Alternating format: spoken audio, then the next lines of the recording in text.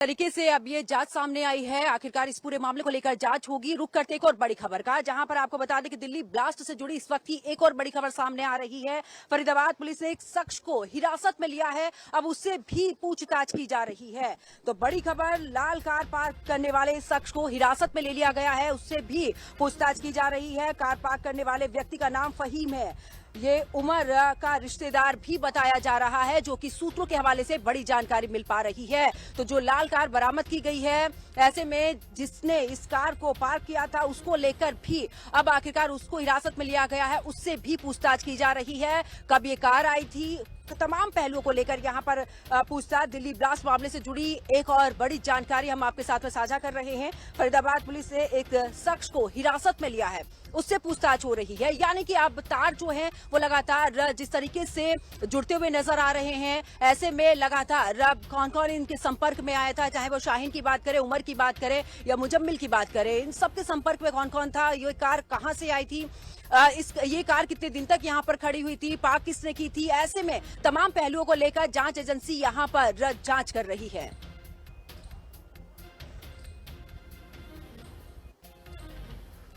तो ऐसे में एक और बड़ी खबर सामने आ रही, जहां पर उमर की कार का नया वीडियो सामने आया है। बड़ी खबर हम आपको बता रहे हैं, यानी कि कुल मिलाकर अब जांच एजेंसियां वहां तक पहुंचने की कोशिश कर रही हैं कि सरगना कौन है, कितने लोग इसमें शामिल है। एक के बाद एक बड़ी जानकारी हम आपके साथ में साझा कर रहे हैं। यहाँ पर उमर की कार का नया वीडियो अब सामने आया है। कनाट प्लेस भी गया था उमर, जो इस वीडियो में नजर आ रहा है। धमाके के 2 बजे, यानी कि जो धमाके का दिन था उस दिन 2 बजे ये कनाट प्लेस में था उमर।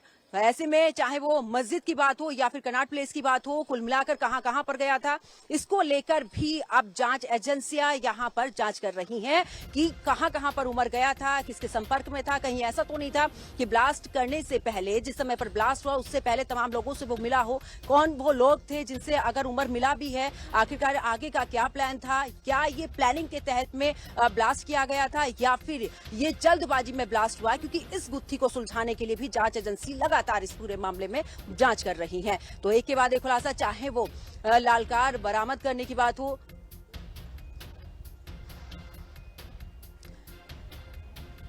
तो देखिए उमर के, तो ऐसे में देखिए डॉक्टर आरिफ, जिसकी कानपुर से उसे हिरासत में लिया गया है, उसकी भी तस्वीर अब सामने आ चुकी है। यही वो शख्स है जिसे कि अब हिरासत में लिया गया है। कानपुर में ये गिरफ्तारी हुई है, जहां पर अब इससे भी पूछताछ की जाएगी कि आखिरकार शाहीन के संपर्क में था, क्योंकि उस दिन जिस दिन ब्लास्ट हुआ है उस दिन भी वो इनके संपर्क में था। चाहे मुजम्मिल की बात करें या फिर शाहीन की बात करें, दोनों के संपर्क में था।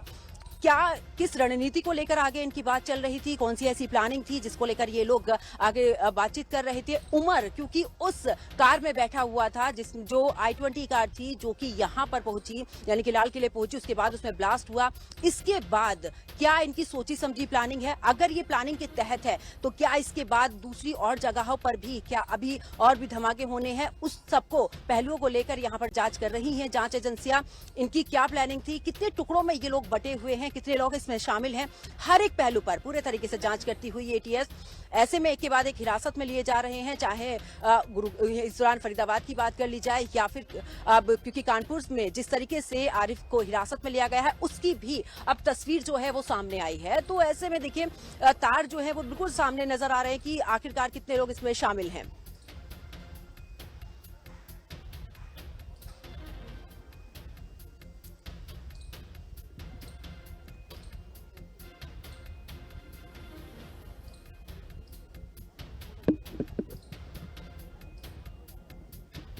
तो देखिए लगातार अगर इस पूरे मामले की बात करें तो ऐसे में कुल मिलाकर यहाँ पर पूरे तरीके से जांच हो रही है। तमाम सहयोगी हमारे साथ में जुड़े हुए हैं, रुपेश हमारे साथ में जुड़े हुए हैं, दीपक हमारे साथ में जुड़े हुए हैं, साथ ही सौरभ भी हमारे साथ में प्रयागराज से जुड़ चुके हैं, ऋषभ कानपुर से हमारे साथ में जुड़ चुके हैं। ऋषभ, सबसे पहले आपके पास में आते हुए, क्योंकि कानपुर से आरिफ की हिरासत में लिया गया है, ये उस दिन पूरे तरीके से संपर्क में था शाहीन के, जब दिल्ली में ये बड़ा ब्लास्ट किया गया है।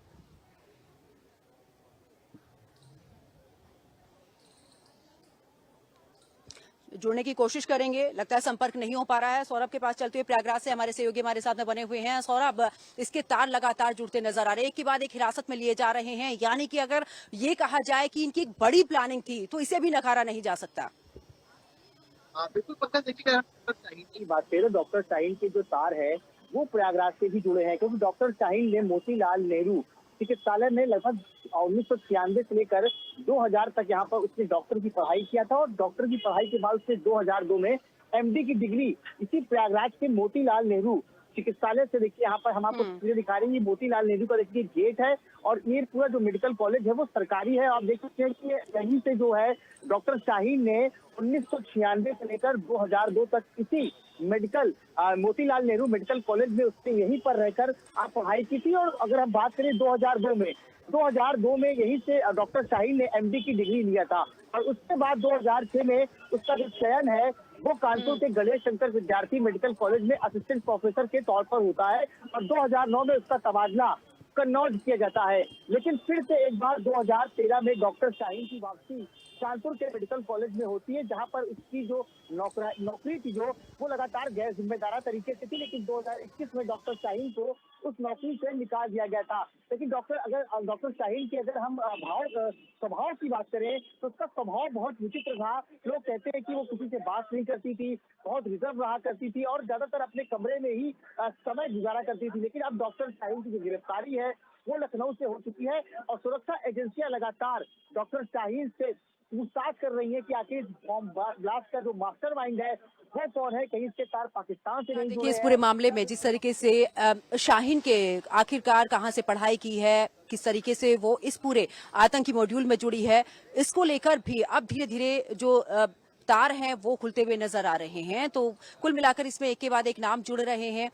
अब देखना होगा कि आखिरकार, क्योंकि तुर्की तक के यहाँ पर जिस तरीके से निकलकर सामने तस्वीरें आ रही हैं कि उमर का जो था वो तुर्की से भी संपर्क था, वहां पर भी उसका सरगना बैठा हुआ है। वो सरगना कौन है? जैश ए मोहम्मद के साथ में अगर संपर्क में है, इस दौरान संपर्क में ये सभी थे, तो आगे इनकी क्या कुछ इस दौरान पूरे तरीके से प्लानिंग है, इसको लेकर भी अब जांच एजेंसियां यहाँ पर काम कर रही है, जांच कर रही है। यही वजह है कि धीरे धीरे ये जो कड़ियां हैं, चाहे वो प्रयागराज की बात कर ले, लखनऊ में क्योंकि शाहीन लखनऊ पहुंची थी, उसके बाद अगर बात करें तो इस दौरान आरिफ की यहाँ पर हिरासत में उसको लेना, इसके साथ ही तमाम जो पहलू है वो निकलकर सामने आ रहे हैं। तो कुल मिलाकर बात करें तो देखिए, एक ये बड़ी साजिश के तहत इसको माना जा रहा है, क्योंकि जिस तरीके से बैठक में भी ये ही कहा गया कि आतंकी पूरे तरीके से ब्लास्ट था। अब इसको लेकर जांच एजेंसियां आगे काम कर रही हैं।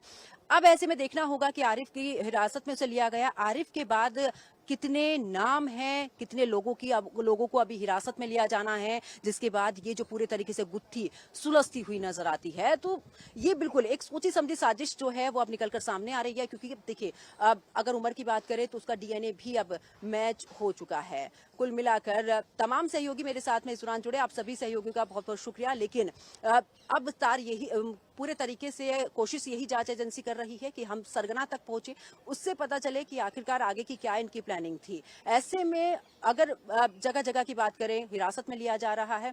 आप मेरे पीछे भी अगर देख सकते हैं तो मेरे पीछे भी ये वही जगह है जहां पर ब्लास्ट हुआ था। उस पूरी जगह को टेंट से जो है वो ढक भी दिया गया है। यहाँ पर तमाम जांच एजेंसियां मौजूद हैं। ऐसे में हमारे सहयोगी दीपक ने इस दौरान ग्राउंड जीरो पर जाकर पूरी जानकारी ली। क्या कुछ उनका कहना है, सुनिए। इस वक्त हम आसफ अली रोड मस्जिद पे मौजूद है, जहां का एक फोटो जो है वो एनआईए ने जारी किया, जिसमें बताया जा रहा है कि उमर मोहम्मद जिसने लाल किले पे ब्लास्ट किया था वो इस मस्जिद पर जो है वो धमाके से पहले यहाँ नमाज पढ़ने आया था। आप देख सकते हैं मेरे पीछे ये वही मस्जिद है जिसका एक फोटो सामने आया है, जिसमें उमर मोहम्मद जो है वो नमाज पढ़ने के लिए यहाँ पर आया था। और पुलिस जो है लगातार इस मामले में जांच कर रही है और लगातार नए नए खुलासे इसमें हो रहे हैं। अब पुलिस का और जांच एजेंसियों का ये भी कहना है कि यहाँ पर ये भी जांच की जा रही है क्या नमाज के अलावा वो यहाँ पर किसी से मिला भी था, कुछ और लोग उसके साथ में थे, कौन कौन लोग उसके साथ में, ये सारी जांच, ये सारी पूछताछ जो है वो यहाँ पर अब की जाएगी। और इसी को लेकर लगातार जैसे जैसे जांच आगे बढ़ रही है, नए खुलासे जो है वो यहाँ पर हो रहे हैं। और एक फोटो सामने आया जिसमें उमर मोहम्मद जो है वो धमाके से पहले दोपहर को 2 बजे जो है इसी मस्जिद में नमाज पढ़ने आया था। अब जो एजेंसियां हैं वो पुलिस जो है वो भी यहाँ पर पहुंच चुकी है। हो सकता है कोई जांच एजेंसी भी यहाँ पर पहुंचे और यहाँ के इमाम साहब से और यहाँ के लोगों से पूछताछ की जाए, क्या वो सिर्फ यहाँ नमाज पढ़ने आया था या यहाँ पे उसने किसी से मुलाकात भी की थी, और जिस वक्त उमर मोहम्मद इस मस्जिद में नमाज पढ़ने आया उसके साथ कौन कौन लोग शामिल थे। ये सारी जांच जो है वो की जा रही है और लगातार इसमें नए नए खुलासे जो हैं वो हो रहे हैं और जैसे जैसे जांच आगे बढ़ रही है वैसे वैसे नई नई चीजें सामने आ रही हैं। कई गिरफ्तारियां इसमें अभी तक हो चुकी है। डीएनए टेस्ट में जो है वो ये क्लियर हो चुका है कि उमर मोहम्मद जो है वो धमाके के वक्त मौजूद था गाड़ी में और जो उसकी मां से जो उसका सैंपल है वो जो है वो मैच कर चुका है और उमर मोहम्मद ही जो है वो यहाँ पर मौजूद था और लगातार जांच जिस तरीके से चल रही है आगे आप देख सकते हैं। इसी मस्जिद पर जो ये फैजल इलाही मस्जिद है आसफ अली रोड तुर्कमान गेट के पास और इस मस्जिद पर जो है वो पहुंचा था नमाज पढ़ने के लिए। लगभग 2 बजे का समय बताया जा रहा है जब उमर मोहम्मद जो है वो यहाँ पर पहुंचा था। 3 घंटे तक यही पास में एक सुनहरी मस्जिद की जो पार्किंग है वहां पर जो है उनकी गाड़ी खड़ी रही थी उस पार्किंग में और उसके बाद देर शाम को करीब 6:52 पे जो है वो लाल किले के गेट के सामने जो जोरदार धमाका हुआ जिसमें अब तक 13 लोगों की जो है वो जान जा चुकी है।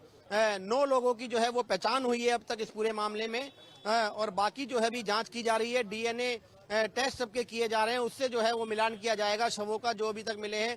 साथ ही आज लगभग 3 दिन जो है जांच को बीत चुके हैं। उसके बाद आज 3 दिन बाद एक मानव अंग जो है वो लाजपत राय मार्केट की एक दुकान के ऊपर मिला। बताया जा रहा है एक हाथ था जो करीब उस धमाके से 500 मीटर की दूरी पर जो है वो हाथ जो है वो मानव अंग जो है वो मिला है। तो कहीं ना कहीं पुलिस को जांच जो है वो अभी तेज करनी होगी। बाकायदा जितनी मार्केट की जो छतें हैं उन पे कहीं ना कहीं सर्च ऑपरेशन जो है हो सकता है चलाया जाए क्योंकि जिस तरह से 3 दिन बाद 500 मीटर की दूरी पर जो है ये मानव अंग मिला है तो अभी इस इलाके में और जांच होना बाकी है। मैं अपने कैमरामैन साथी सतेंद्र के साथ दीपक शर्मा, हिंदी खबर, दिल्ली।